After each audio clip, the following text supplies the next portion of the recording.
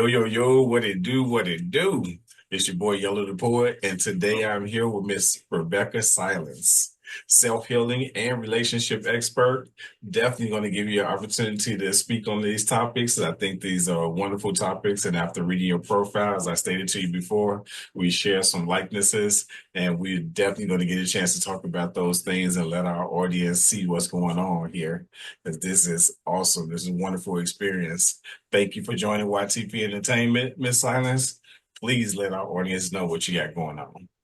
Well, I am so honored to be here. And I am the space where all healing is possible. And regardless of the trauma I've survived and the statistically improbable reason for me to have the beautiful life I have today, I'm here. And so I want all of you to know whatever you're facing, whatever you have faced, it can heal. My definition is healing is freedom, and we really can use trauma to our advantage. And there's nothing outside of ourselves more powerful than we are. I'm a cancer survivor, an incest survivor, a domestic Wow. violence survivor, but the greatest testimony that healing is possible that has showcased in my life is the life I'm living today. And I just want you all to know how bright and beautiful your future can be. And I can't wait to unpack all the things with you, sir. And thanks again for having me. You're very welcome. I'm definitely grateful to have you on the show today. I think that this is going to be a great experience. Our audience will actually get a chance to see some things, well, hear some things. And for those that are actually watching and get a chance to see some things and hear and sharing our experiences that we're going to have today. I think this is awesome. So one of the things that I definitely want to touch bases on is where you grew up. Excuse me, you grew up and oh my goodness, alcoholic and abusive home.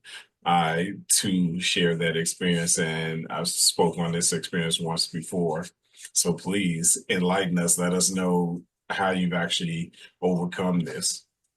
Yeah, my childhood, it prepared me in many ways, like all pain does, Mhm. for my purpose, right? There's a direct correlation between pain and purpose.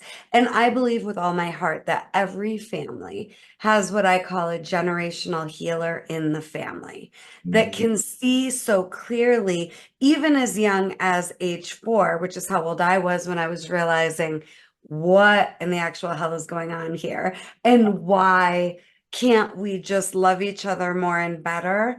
Mhm. Why not? It just seemed to me that love was the answer from a very young age. But what happens for most of the generational healers in the family, and if you're here, I already know you're a difference maker. I Yeah. already know you're likely the generational healer in your family. But here's what doesn't get talked about enough.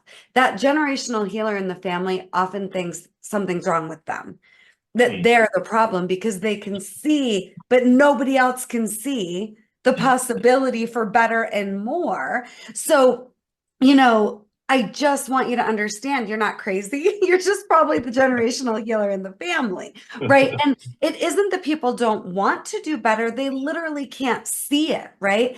And Mhm. generational trauma and trauma cycles and pain patterns are a real, real, real thing. So for me, I survived. I grew up. There's something that had me without words for it yet as a young girl. I just knew I wasn't alone.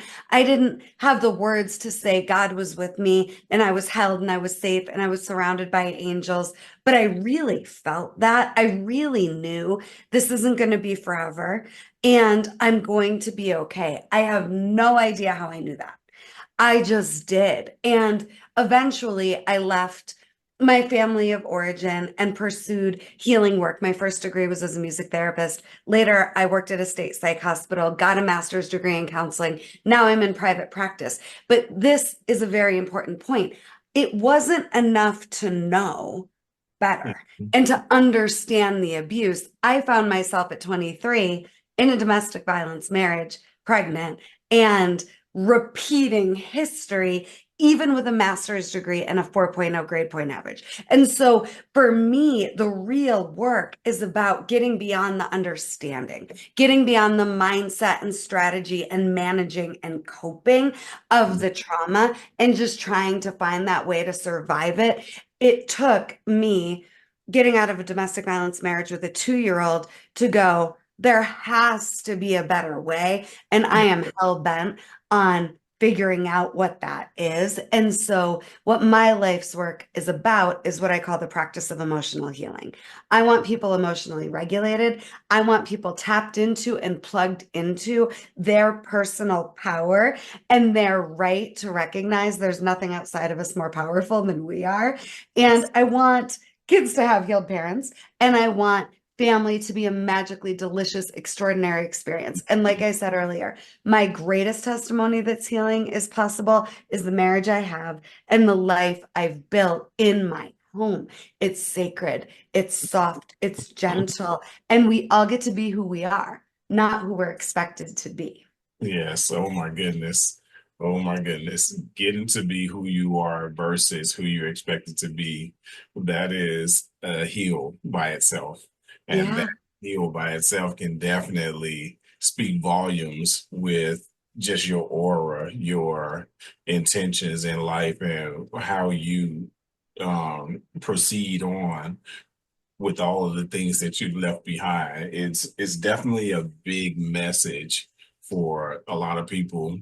And some people just don't know, looking from the outside, how much you've actually gone through, and they can't actually relate to certain Mhm. things that you talk about, and they don't understand that there's certain things that you can see because of what you've gone through that other people can't see. And when they miss out on the opportunity, it's like they're far away before they realize, oh, okay, that's what you were talking about. Yeah. Wow. But the thing is, like, your best is enough. And I don't actually believe just leaving certain relationships or leaving your family or your past is enough. We fight with the ghost of our past and we attract what we need to heal until we're healed. So there's no comparison or, you know, benefit to trying to decide, is your trauma better, worse? Like there's no award, right? There's just, have you actually left the past in the past? And does your life feel like it's yours? And are you creating a life that fits in with you now as a healed adult?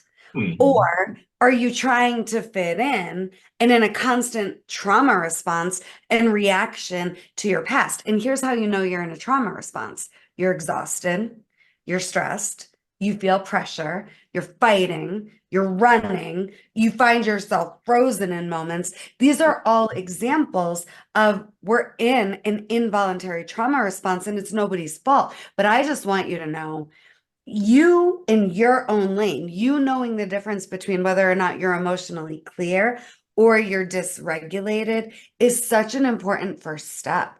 And we are supposed to feel good. We are supposed to have a life where we feel free and we're thriving. And I hate that word supposed to, but if we're going to put it anywhere, can we say you're supposed to be happy and you're supposed to be all of who you are in this one precious life? And we don't need a crisis to force our hand or give us permission to True, actually own and live in our truth.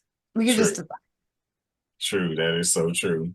We actually only need to be exactly who we are. And there should be nothing more or nothing less than who we originally are. Because at the end of the day, there's nothing that's going to say, hey, what time are you going to go ahead on and start changing your life? What time are you going to yeah.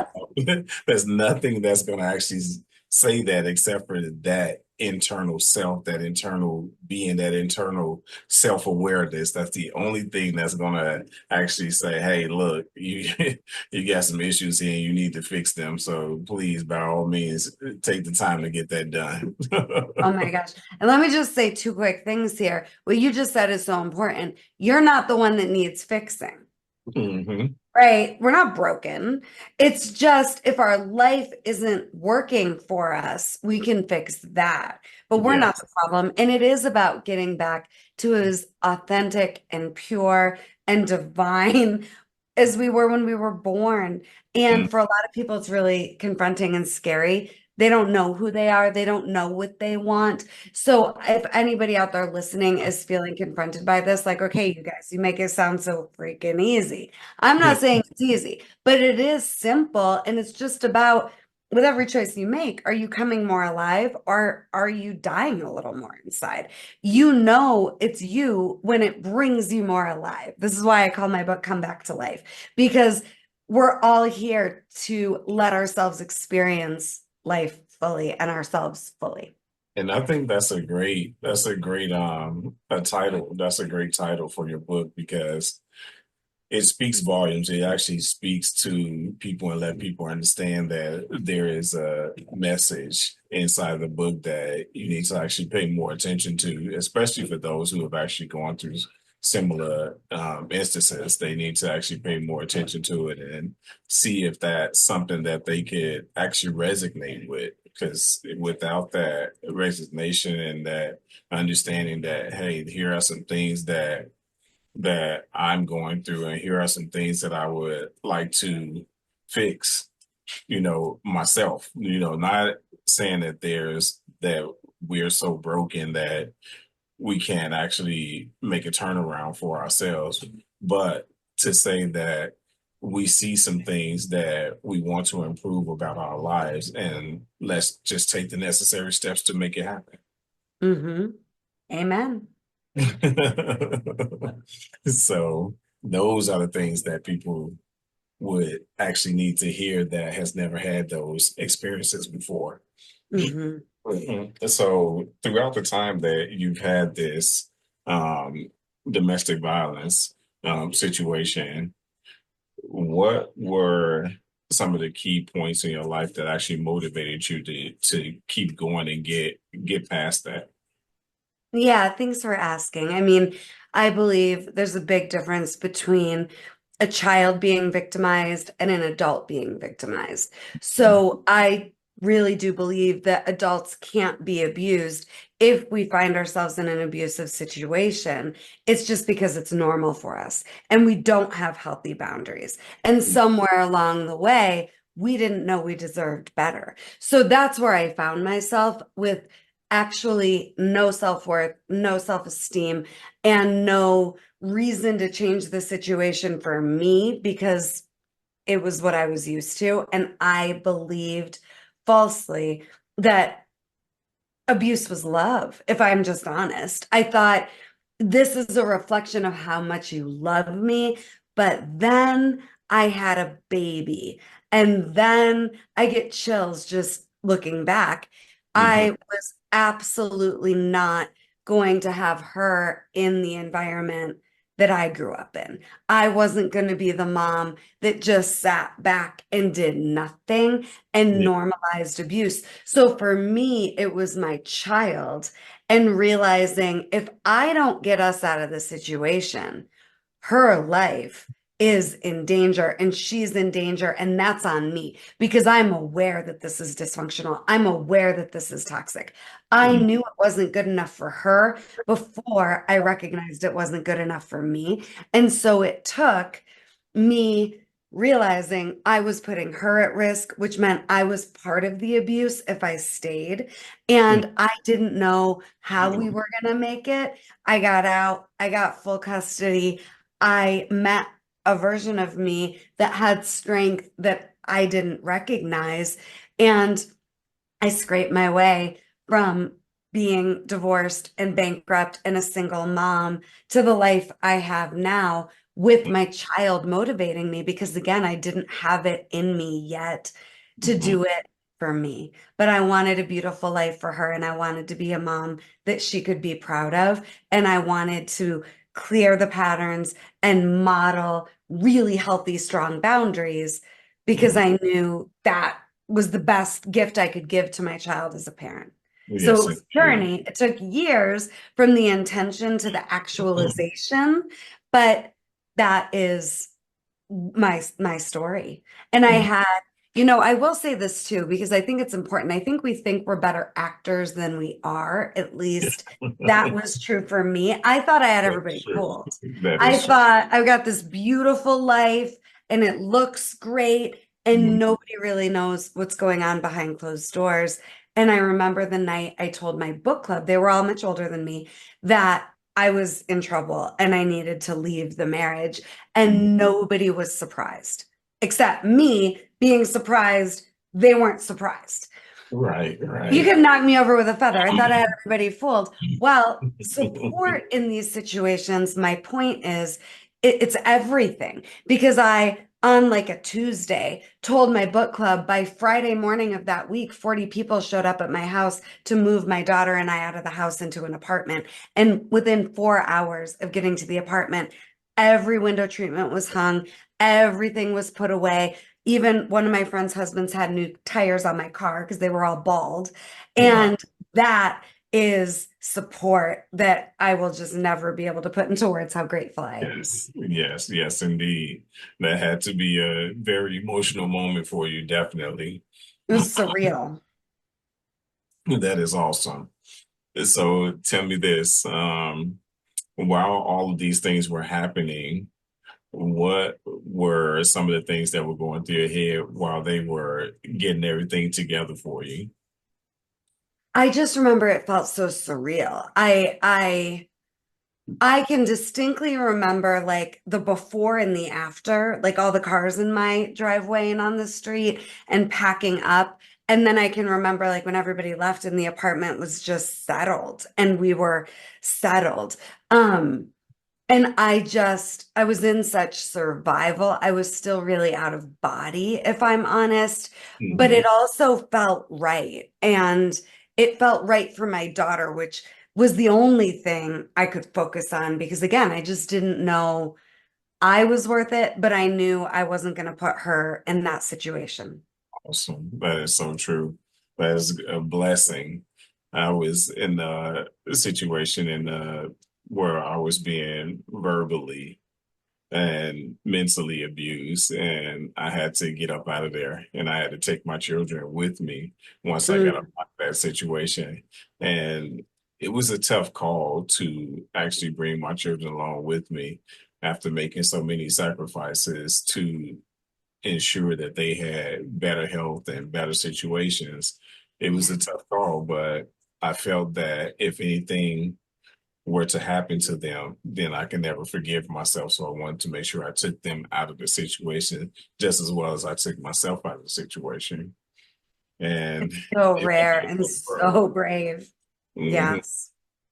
It can be a tough road, but the blessings are that after I got out of that situation, I got into a much better situation. And I'm grateful to even be able to tell that story, it's Yeah.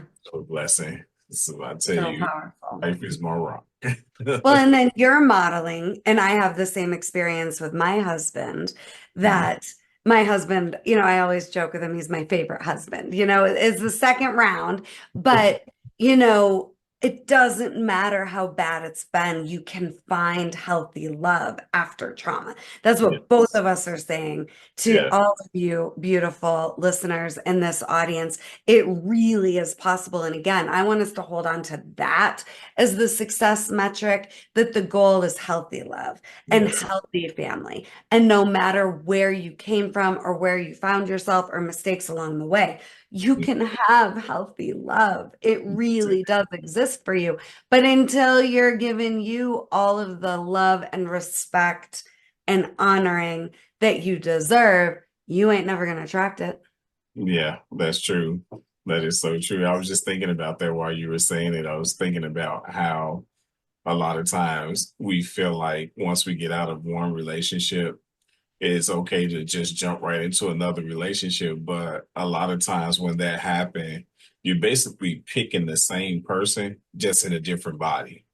Oh, And yeah. those are Oh, things yeah. you have to Oh, get away yeah. from, Oh, and yeah. get away from those things, then that's when you actually step outside of the box and realize okay, I've been making this same mistake all this time. And now that I've stepped outside of the box, I've actually found the type of love that I've been looking for the longest. Right. Well, and here's the deal. Can I just get deep for a second? Sure. We all have a survival self that we can easily get confused and think this is who I am. And it's not. So when the pattern is repeating, it's because you're being the same you that's Mhm. in survival. It's not as much about mistakes as it is which version of you is leading, right? Because it's not about what we're doing, it's about who are we being. And Mhm. so we create this identity, this personality to survive our childhood, and then we think it's who we are. I had a relationship because I was a serial monogamist, from the time I was super young Mhm. until a little bit before my marriage now. I really have just been a serial monogamist, if I'm honest. But I had this relationship with a guy. I had moved with my daughter to Las Vegas. She went to kindergarten in Las Vegas. And I knew as soon as we got to Vegas, oh shit, this is not a good call. And I remember talking to a friend, and he said to me, and I thought this is some of the best advice I've ever gotten. And I did write about it in my book. But Mhm. he said to me, okay, so you're with a safe guy who really, really loves you. And whether it works out or not, what would it be like to practice putting your walls down and letting him really know who you are and figuring out who you really are so that at the very least, even if this relationship doesn't work, you learned intimacy.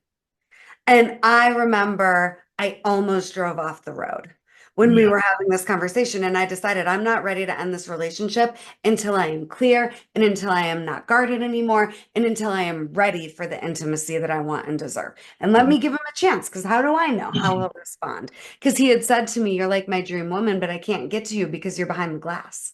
Yes. Yes, And indeed. I let those walls down, and this guy ran as far and as fast as he could. He didn't want the vulnerable intimacy, and I'm not knocking it. It's night and day where I Mhm. came from to what I have now. But I just want people to know that wherever you are, as long as you're not in danger and at risk, heal Mhm. your patterns and meet a next level version of yourself that's already in there that you create. Because I don't think we wake up one day and we know who we are. I think we wake up and we go enough with survival. Yeah. And then it's about deciding who we're going to be and inventing and creating who we're going to be. Rebecca Silence, I kept the last name Silence because I Mhm. love who I became as Rebecca Silence. But Rebecca Silence, when I got married the first time, was shut down. I had no voice. I thought if I just take it, it ends faster. Mhm. My husband now and I joke about he couldn't even comprehend that version of me now. Mhm. That's where I was. And then I had a vision for my life. And so if you don't know who you are yet, what's the vision you have for your life? I know you can already see it, whether Mhm. you think you deserve it or not. And then it's about who would you need to be to create that? Mhm. And heal your patterns in the relationship you have so you don't take them with you, right? Like we're talking about over here. Yes, indeed. Yes, indeed. I'm loving Rebecca Silence. I'm loving this. Thank you, That Yetta. that was definitely an impactful moment that you just spoke on there. That's definitely impactful. One of the things that I talk about when I'm doing my relationship coaching is getting to know who you are.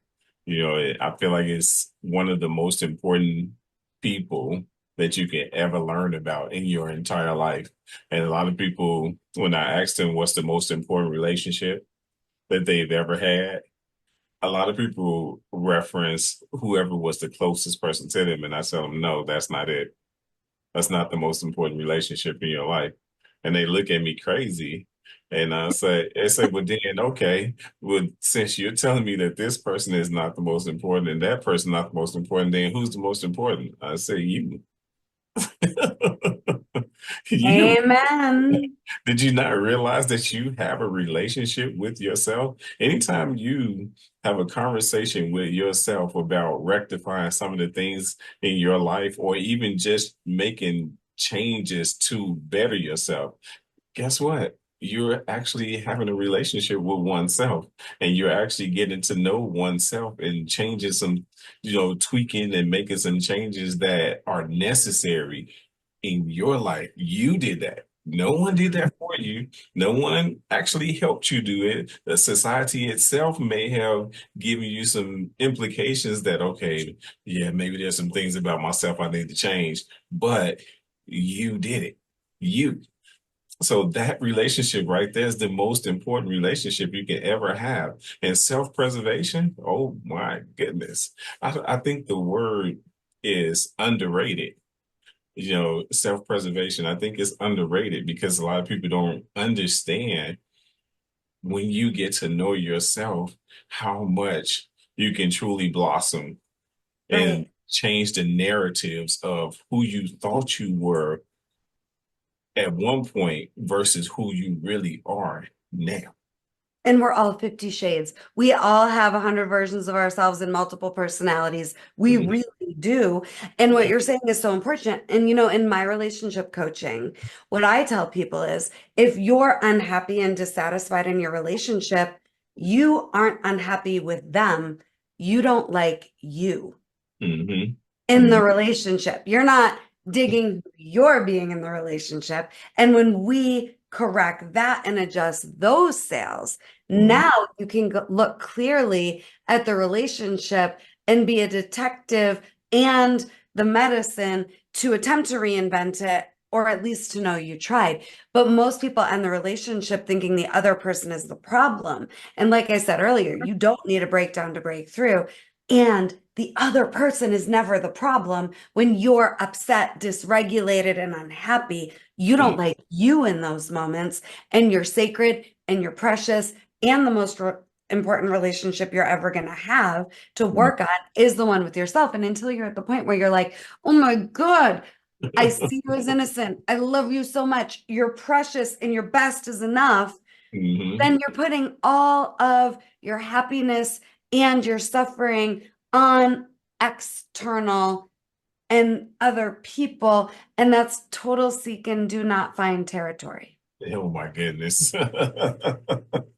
Seek and do not find seems to be repetitive record with the needle scratching on there. Just going, Yes. Uh-huh.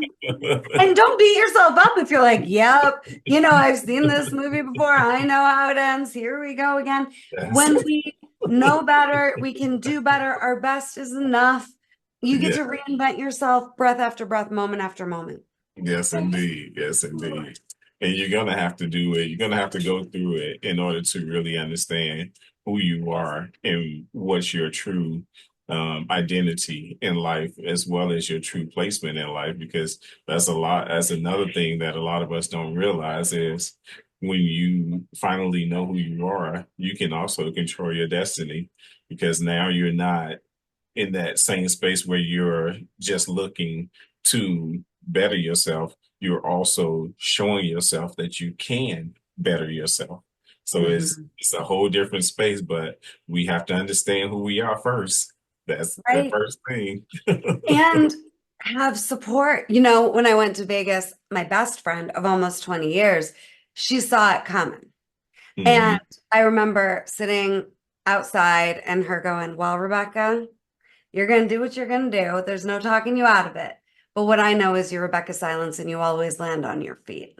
And I have just never forgotten that because I didn't see myself that way at the time. But Right. she saw me so clearly even back then before I did. And let's just remind all of you gorgeous souls listening, you always land on your feet. So you Yes. can't fall, you can't fail. You're on belay Yes. Yes, and indeed. you're gonna be okay. Yes, indeed. Yes, indeed. So tell us, what is the message, the overall message that you want people to get from your book? The message I want people to get from the book is there's no trauma you can't use to your advantage. It is not about living in spite of. It's about what is here for you to pull from and play from to pull out the best of you, to Mhm. have your life be yours. And for me, I'm a stubborn bitch. I am not going to let the past win. There's no way. So I use my story to help you connect to yours. I wrote this book and I was very intentional and deliberate about I want to be responsible, and I'm not going to put anything in this book that isn't healed in me yet. So I waited a long time to write the book. I wrote it after cancer, and I realized I've healed all this, and it is so possible to heal all this. And people don't know it's possible to heal all this, A, and B, they don't know how to use their past to their advantage. Therefore, their past is winning. And I want us to win, the most powerful, gorgeous versions of ourselves to win, not our past. Yes, indeed. Yes, indeed. So give us an insert from your book that is most near and dear to you and why. Like a little passage. Yes. Let's just open up a page. Okay, here's what I just opened up to. I mean, the whole thing. This is my heart on a platter, and it's so sacred to me. I'm going to just read a quick paragraph, and then I'll read a passage from the very end that I think is super powerful. Great. It says, "Your body is your greatest ally. Your body is what carries all of the frustration and despair that results from putting our lives, our love, and our joy and inspiration on hold. Your body knows all of you. Your body is holding all of you. I have spent most of my lifetime at war and absolutely hating myself, and I took it out on my body. My body took the fall only every single time my heart broke, or I had a meltdown, or things didn't go my way, until cancer. It took cancer as a wake-up call to force my hand and to end the war and to begin to see, love, and honor my body for the first time. Cancer came, and I knew if I kept hating my body, I might as well sign my own death certificate. Were there moments where I blamed my body after getting diagnosed? Yes. Was I furious with my body for not being strong enough to not have cancer? Yes. Talk about emotional cancer that was toxic. I couldn't love my life and get through cancer hating my body. I believe ending the war with my body helped save my life. I made the powerful choice to see my body as innocent and so strong that it could beat cancer, and it did. Our bodies absorb our shock, heartbreak, disappointment, shame, guilt, fear, anger, terror, all of it. What would life be like if we allowed our bodies to soak up more laughter, freedom, joy, love, hope, gratitude, and forgiveness? Once you win the war with your body, you get to have your life. You just have to decide it's worth being wrong about what you fought so hard for so long with your body about. Do you want to be right or free? It's okay to move on in peace and harmony. Allow your body and your soul to merge and become one. They already are. Powerful. Definitely powerful. Here's my passage at the end. And I got diagnosed with cancer while I was pregnant with my second daughter and only 34. And it was my ultimate seminar. And I decided this is the time I get to really meet myself, because with a great marriage, with a thriving business, with everything going my way, it's easy to be my best. But who am I going to be now? Right. So that's what cancer taught me. But this is at the very end of the book. I wrote, "Dear life, our journey has been fabulous at times and tragic at times. But without you, I would be nothing. With you, I've lived, loved, fallen, risen, and met myself, my purpose, and so many beautiful people. You've brought me family. Together, we've created joy. This life is ours for the long game. I will never be alone because we are in every moment together from this moment forward. I hear you now. I see you now. I respect you now. I honor you now. This life has been magnificent for me only because you have been with me every breath. Every struggle has been worth it. Every choice brought lessons and wisdom. Every moment you continue to teach and guide me. I choose you now like you've only always chosen me. Love, Rebecca." Awesome. Awesome. Awesome. That is wonderful. I kid you not. That is wonderful. Thank you. You can get Coming Back to Life anywhere books are sold, and it's on audiobook. At the end of every chapter, there are exercises to help you quantum leap, reinvent yourself, and fully heal. So it would mean the world to me if you got yourself a copy and enjoyed the ride of Coming Back to Life, a roadmap to heal from pain to create the life you want.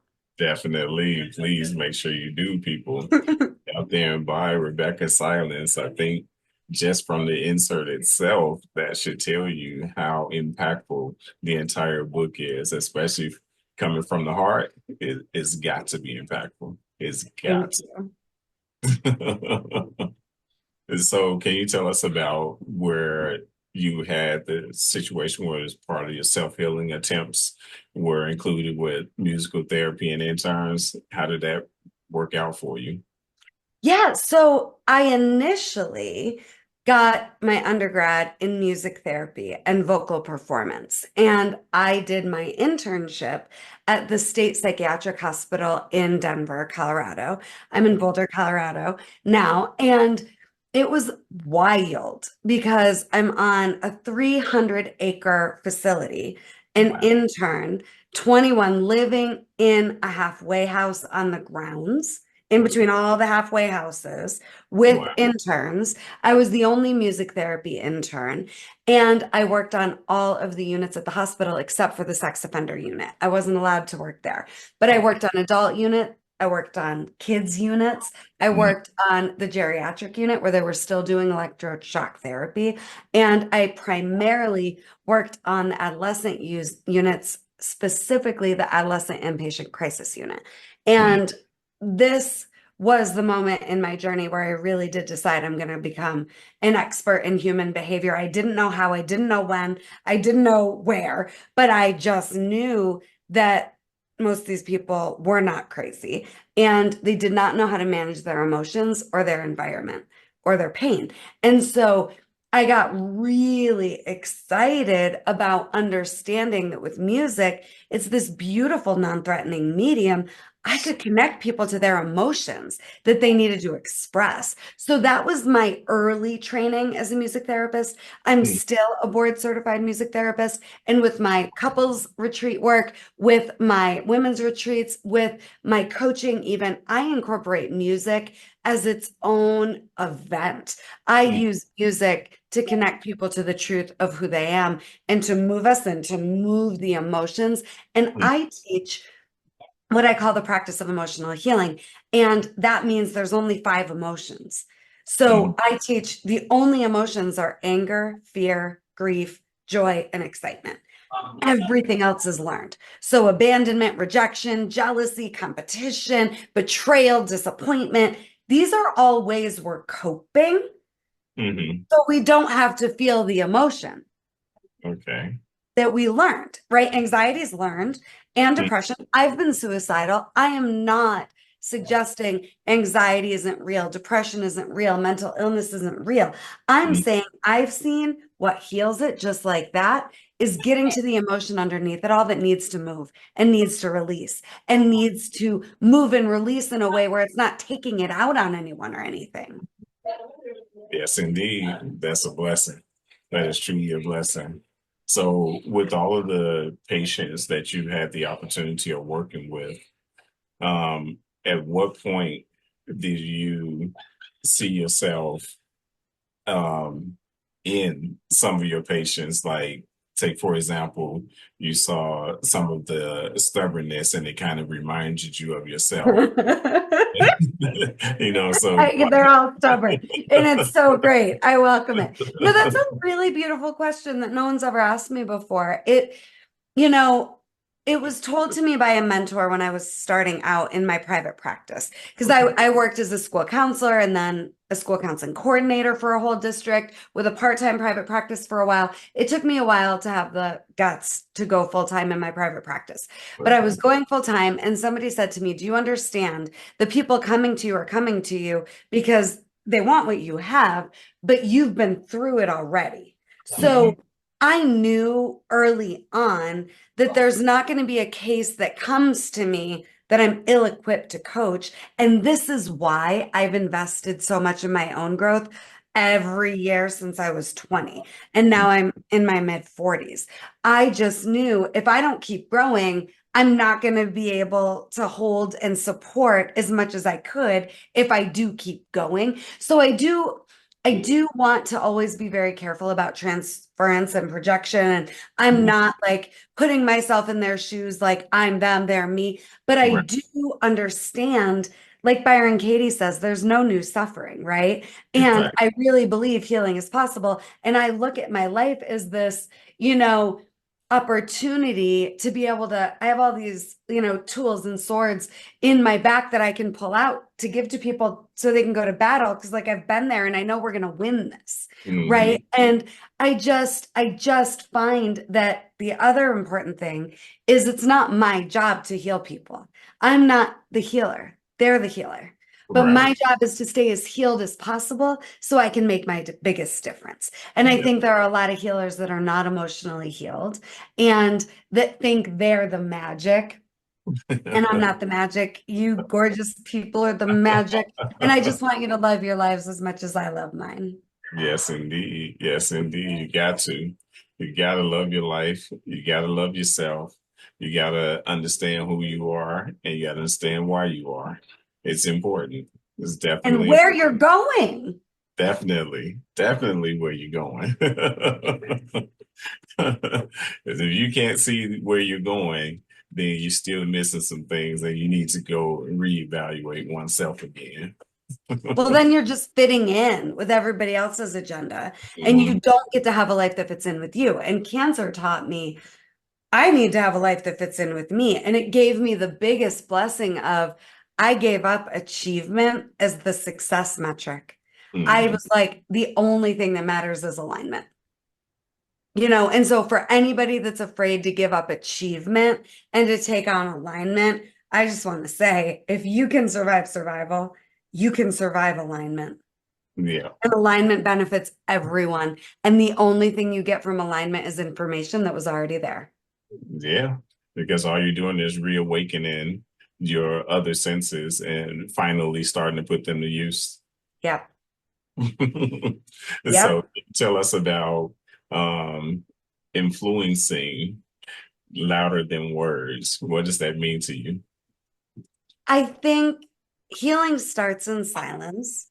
And I think it's about how we feel that's the most important success metric.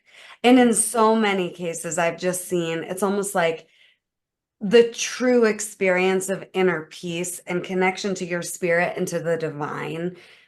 I don't know how to put it in words. And I just know how to live it and model it and open the door to help people have that for themselves. Yeah, And there are no words for what it feels like, I don't think, to be fully aligned, fully plugged into God, fully connected to the truth of who you are, and just knowing there's nothing that can threaten you. yeah, And to me, sure. that's what emotional healing is all about. It's getting to this place where nothing can threaten or harm you ever again.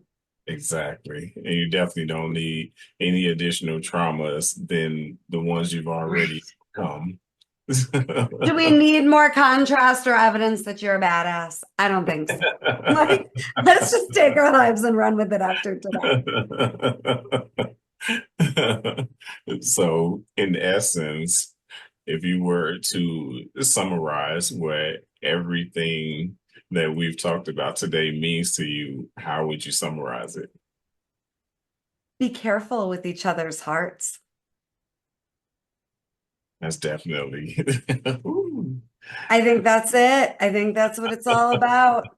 And if I'm not emotionally clear and regulated, I can't be careful with other people's hearts. And we've all been through enough.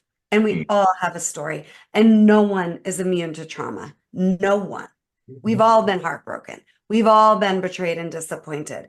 And so I think the most important thing we can do is have an intention to be careful with each other's hearts. And Mhm. for me, it is also about seeing ourselves and each other as innocent and knowing, like we were talking about earlier, the more love you give you and the more you're honoring and respecting and taking care of you, the more you can do that for other people because you are literally never going to be able to give more to anyone than you do to you.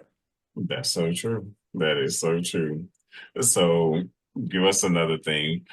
How important is silence to you? I've never been asked that either. And I love this. I love this conversation and these questions. It's everything to me. I spend the first hour of my day. just with me. And I spend the end of the day just with me.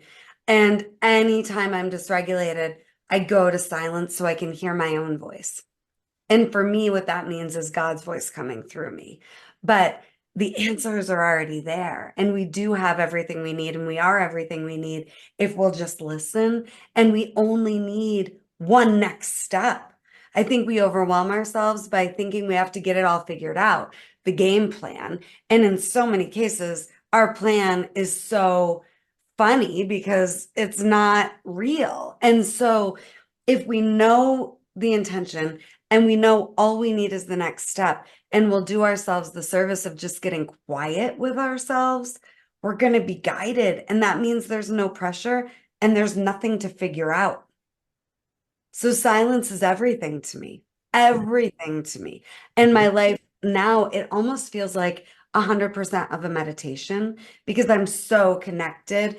And then if I start to get charged or revved up, I just go to silence and I Mhm. wait for the answer. And it always comes. And I truly believe that's true for all of us, that we have that ability. We just don't practice it enough. Because Yeah. so many of us are trying to fill the space with busy, with taking care of everybody else, with Mhm. trying to figure out what to do or what we can do. And the second I'm like, okay, I got to figure out what to do, I shut up and I do nothing. Mhm. And it serves me very well. And my hope is that it will serve all of you that try it out as well. Yes, indeed. I'm loving everything that you talked about today. I feel like our audiences are gonna actually get something from this because this is an opportunity for them to reflect on the things that you've done and how you've handled the things that you've done and the way that you reflect on others. So I think that this is really going to be an opportunity for our people to pick up something powerful, learn what they need to learn, and hopefully our people will eventually, reach out to you and understand that hey, you have something that they need to take advantage of. Yeah. And I do have a free gift. If you go to RebeccaSilence.com, I did a masterclass that's completely complimentary right now for a limited time. And it's called The Three Must Know Secrets to Heal and Save Your Family. And I encourage all of you to visit RebeccaSilence.com, check out the masterclass, check out the book, and reach out any time because I do want us all taking up as much space as possible in our one precious life with the Yes. volume turned all the way up on the truth of who we are. Yes, indeed. So give us something motivational to take us out. You're gorgeous and magnificent. And anytime you don't believe that, it's a lie that isn't even your voice. It's you parenting yourself the way you were parented. It's you talking down to yourself the way you were talked down to. So anytime you find yourself in a pressure cooker moment, I want you to be gentle. I want you to be loving. And I want you to remember how precious and sacred you are and turn the volume up even more on who you are.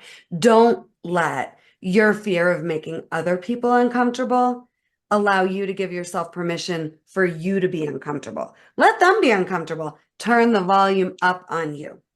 Yes, indeed. Yes, indeed. Words to live by, ladies and gentlemen. Please remember, you heard this from Miss Rebecca Silence herself. You didn't have to get it anywhere else. So please make sure you tune in and take care of all the natural things about yourself, keeping oneself in the spotlight because you do matter. You definitely matter. So you have to make sure you're taking care of yourself and prove to yourself that you matter. So please, Miss Rebecca, let us know where we can actually reach you. Yeah, so check me out at RebeccaSilence.com, at Rebecca Silence, Rebecca Silence YouTube channel.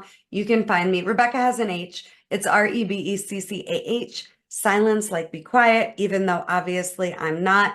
I would absolutely love to hear from you. And I am just wishing you all the best and sending you all of my love. Awesome, awesome, awesome. And thank you so much, Rebecca, for joining YTP Entertainment. It's definitely been a blessing. Thank you. Thank you. It's an honor and a joy. This has Yeah, been. indeed. I may maybe I need to have a 2 hour session. Let's go. I'll come back anytime. Bring me back. Most definitely, definitely. I would love to have you back. And thank you so much for everything that you've done today. Every powerful message that you've delivered. Greatly appreciate it. And please, by all means, have a wonderful, wonderful day. Peace and blessings to you, Miss Rebecca. Thank you Have so a much. great day. Thank you.